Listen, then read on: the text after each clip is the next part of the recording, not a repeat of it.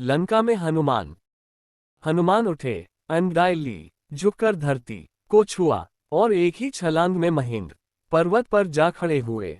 जामवंत सफल हो गए थे। हनुमान को उनकी शक्ति की याद दिलाने में पर्वत शिखर पर खड़े हनुमान ने विराट समुद्र की ओर देखा। उनकी आंखों में चुनौती का भाव नहीं था, समर्पण का था राम के प्रति। समुद्र ये देखकर डर गया, उसकी गरिमा नष्ट होने को थी। हनुमान ने पूर्व दिशा की ओर मुंह करके अपने पिता को प्रणाम किया। हाथ हवा में उठाए, पर्वत पर झुककर उसे हाथ पैर से कसकर दबाया और छलांग लगा दी। अगले ही पल वह आकाश में थे, समुद्र के ऊपर तेजी से आगे बढ़ते हुए। छलांग के समय बड़े शिलाखंड आसमान में उड़ गए। कुछ दूर हनुमान के साथ गए, जैसे परिजन किसी को विदा करने जाते हैं। हनुमान की गति अधिक थी, पत्थर पीछे छूटे और समुद्र में जा गिरे। महेंद्र पर्वत सुंदर था, वनस्पतियों और जीव जंतुओं से भरा। उसका शिखर पथरीला था, लेकिन नीचे घाटी में मनमोहक वृक्ष थे, लताएं थीं। हनुमान के छलांग लगाने तक पर्वत शांत था। निश्चल छलांग के दबाव से पर्वत दरक गया। वृक्ष कांपकर गिर गए, वन थर्रा गया। बड़ी बड़ी चट्टानें नीचे लुढ़कने लगीं। पशु पक्षी चीत्कार करते हुए भागे। कई स्थानों पर जल स्रोत फूट पड़े, कहीं धुआं उठने लगा। चट्टानें दहक उठीं, लाल हो गई, आग के गोलों की तरह। हनुमान इससे बेखबर थे, वायु की गति से आगे बढ़ रहे थे। मार्ग में उन्होंने दिशा बदली, लंका जाने के लिए। उनका शरीर हिला तो बादलों की सी गड़गड़ाहट हुई। वे जहां से निकलते सब कुछ अस्थिर हो जाता। समुद्र में ऊंची लहरें उठने लगती। उनकी परछाई समुद्र में विराट नाव की तरह दिखती, बिना आवाज चलती हुई। समुद्र के अंदर एक पर्वत था, मैनाक, सुनहरा चमकता हुआ। वह जलराशि को चीरकर ऊपर उठा। मैनाक चाहता था कि हनुमान कुछ पल वहां श्राम कर ले। थक गए होंगे। हनुमान नहीं रुके। उन्हें मैनाक की सदिच्छा बाधा लगी। राम काज में वह मैनाक से टकराते हुए निकल गए। हाथ ऊपरी हिस्से पर लगा तो पर्वत शिखर टूट गया। वह कुछ और ऊपर उठकर उड़ने लगे। हनुमान के रास्ते में कई बाधाएं आई। राक्षसी सुरसा मिली, विराट शरीर। वह हनुमान को खा जाना चाहती थी। पवन पुत्र ने उसे चकमा दिया, उसके मुंह में घुसकर निकल आए। आगे एक और राक्षसी टकराए, उसका नाम सिंहिका था, छाया राक्षसी। उसने जल में हनुमान की परछाई पकड़ ली। वह अचानक आसमान में ठहर गए। क्रुद्ध हनुमान ने सिंहिका को मार डाला। आगे बढ़े। अब गंतव्य दूर नहीं था। दूर क्षितिज पर लंका दिखाई पड़ने लगी थी।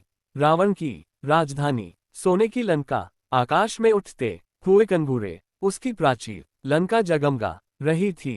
हनुमान समुद्र के किनारे उतर गए। अब वह लंका को और निकट से देख पा रहे थे। हनुमान को थकान रंच मात्र नहीं थी। इतनी लंबी यात्रा का उन पर कोई प्रभाव नहीं था। चिंता थी कि सीता को कैसे ढूंढेंगे, कैसे पहचानेंगे। लंका नगरी को ठीक से देखने के लिए हनुमान एक पहाड़ी पर चढ़ गए। दुष्टि दौड़ाए, चारों ओर वृक्ष, सुवासित उद्यान, भव्य भवन, हवा में लहराती संगीत धाराएं। वे चकित थे। राक्षस नगरी में इतनी सुंदरता, उन्होंने ऐसा नगर पहले कभी नहीं देखा था। वह उस नगर का एक एक विवरण आंखों में भर लेना चाहते थे, ताकि बाद में वह सीता की खोज में काम आए। दिन के समय लंका में प्रवेश करना हनुमान को उचित नहीं लगा। उन्होंने प्रतीक्षा की। समुद्र तट पर ही शाम ढलने पर नगरी में प्रवेश किया। उनके सामने पहला प्रश्न सीता का पता लगाना था। उस विराट नगर में ये काम आसान नहीं था। वृक्षों गए, वहां रावण था, उसकी रानी मंदोदरी थी, सीता नहीं थी। न जाने सीता को कहाँ छिपा रखा है। सोचते हुए हनुमान अंतःपुर से बाहर निकल आए। एक एक करके उन्होंने राक्षसों के सारे घर छान मारे, पशुशालाएं भी देख लीं। सीता का कहीं पता न था। सीता के लंका में होने की सूचना पर उन्हें संदेह नहीं था, पर वह दुखी हो गए। सोचने लगे, रावण ने अवश्य सीता को कहीं छिपा दिया है, किसी गुप्त स्थान पर। मैं उन्हें ढूंढ निकालूंगा, उनसे मिले बिना नहीं लौटूंगा, उन्होंने तय किया। अंतपुर के बाहर हनुमान ने रावण का रथ देखा, स्वर्ण रथ, रत्नों से सजा हुआ। वे चकित रह गए। तभी उनका ध्यान अंतःपुर से लगी वाटिका की ओर गया। वहां अशोक के ऊंचे ऊंचे वृक्ष थे, आकाश छूने को आतुर। यही अशोक वाटिका थी। दीवार लांघ कर वे वहां पहुंचे। लंका में यही एक स्थान बचा था जो उन्होंने नहीं देखा था। उन्हें लगा सीता वाटिका में नहीं हो सकती। रावण उन्हें इतनी खुली जगह क्यों रखेगा। हनुमान में निराशा घर करती जा रही थी। वह एक वृक्ष पर चकर बैठ गए। दिन चढ़ आया था, ऐसे में नीचे उतरना उन्हें उचित नहीं लगा। पेड़ घना था, वे उसके पत्तों में छिप गए। उन्हें वहां से सब कुछ दिखता था, लेकिन उन्हें कोई नहीं देख सकता था। रात हो आई। अचानक वाटिका के एक कोने से उन्हें अट्टहास सुनाई पड़ा। वे राक्षसियां थीं। हनुमान उधर ही देखने लगे। एक वृक्ष के नीचे राक्षसियों का झुंड था। वे किसी बात पर ठहाके लगा रही थीं। हनुमान को लगा कि वे सीता पर हंस रही हैं। वह पेड़ से चिपक कर नीचे की डाली पर आए। ध्यान से देखा, राक्षसियों के बीच एक स्त्री बैठी है। चेहरा मुरझाया हुआ, उदास, दयनीय, दुर्बल, शोकग्रस्त। यही मां सीता है, उन्होंने मन में सोचा। उन्हें अब कोई संदेह नहीं था। राक्षसियां वहीं थीं, हट नहीं रही थीं।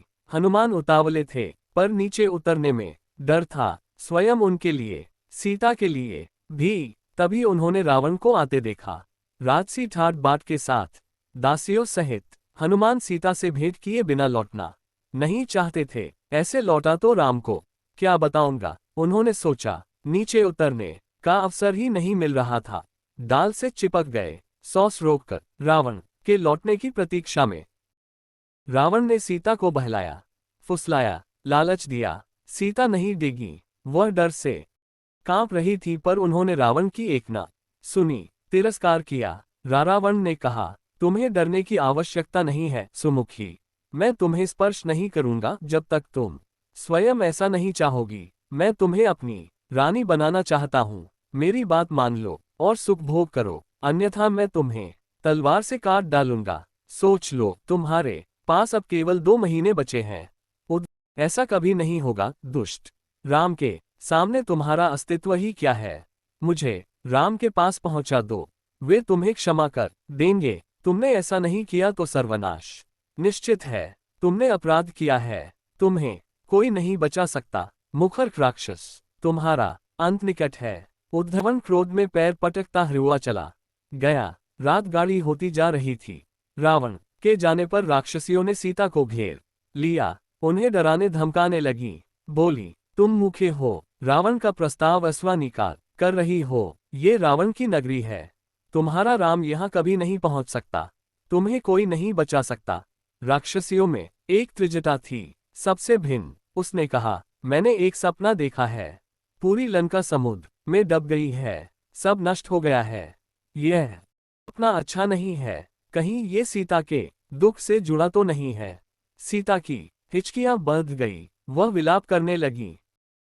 देर रात राक्षसियां एक एक कर चली गई। सीता वाटिका में अकेली थी। यह अच्छा अवसर था, पर हनुमान पेड़ से नहीं उतरे। कहीं सीता मुझे भी राक्षस न समझ ले, मायावी चाल मान ले, उन्होंने सोचा। पेड़ पर बैठे बैठे उन्होंने राम कथा प्रारंभ की। राम का गुणगान। रावण की लंका में राम चर्चा सुनकर सीता चौंकी। उन्होंने ऊपर देखा, जिधर से आवाज आ रही थी। पूछा, कौन हो तुम। हनुमान नीचे उतर आए। उन्होंने सीता को प्रणाम किया, राम की अंगूठी उन्हें दी। कहा, हे माता, मैं श्रीराम का दास हूँ, किष्किंधा के वानरनाथ सुग्रीव का अनुचर। उन्होंने मुझे यहाँ भेजा है आपका समाचार लेने। हनुमान को लेकर सीता के मन में अब भी शंका थी। उन्होंने पर्वत पर फेंके आभूषणों की याद दिलाकर संदेह दूर कर दिया।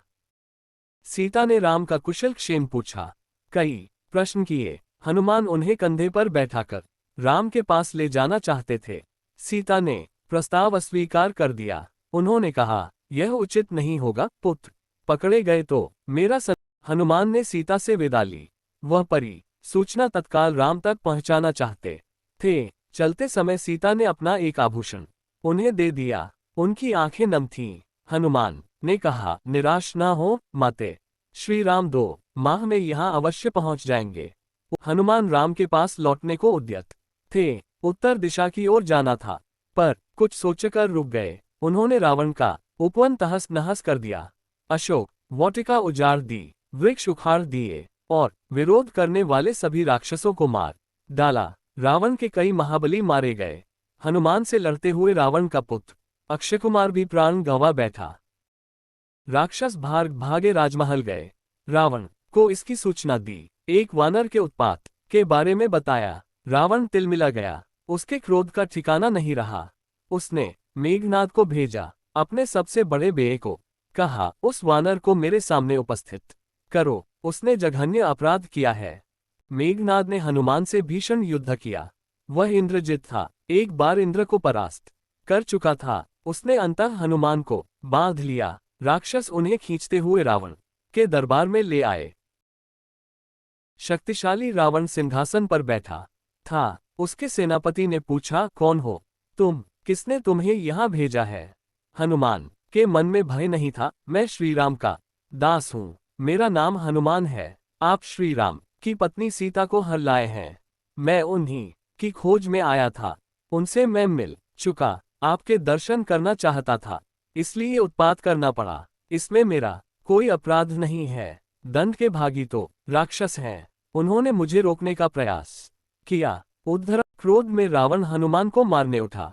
छोटे भाई विभीषण ने उसे रोक दिया। कहा, आप नीतिवान हैं राजन। नीति के अनुसार दूत का वध अनुचित है। आप उसे कोई दूसरा दंड दे दें। मेरा हनुमान ने रावण को पुनः प्रणाम किया।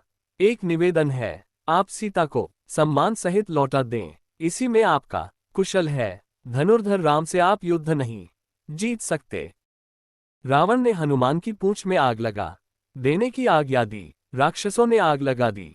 जलती हुई पूंछ के साथ उन्हें नगर में घुमाया। राक्षस ठिठोली कर रहे थे। इसी बीच हनुमान ने बंधन तोड़ दिए। एक भवन पर चका उसमें आग लगा दी।